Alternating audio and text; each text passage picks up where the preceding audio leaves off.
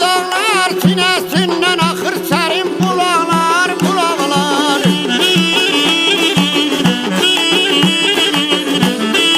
Al yaşıl giyinip cavan yaylaklar, tabiatten bu meramlar görünür. Ay ay bel olmaz, ay ay terlanayım ceyranım.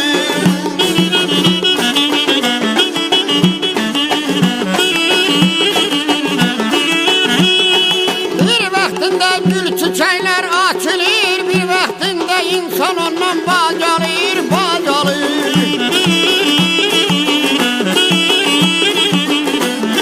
Bir vaktinde tabiatte qocalır, bir vaktinde qar boranı görünür. Ay ay görünür, bel olmaz ceyranım.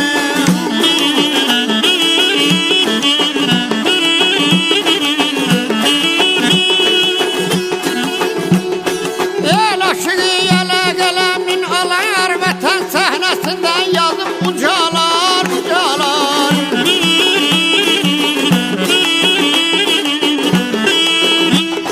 Bir bak cavanıymış, bir bak kocalar, şan hayattan bu meramlar görünür.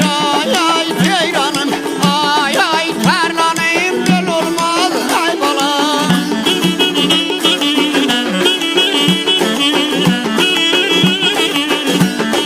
Ha böyle bir tahtaya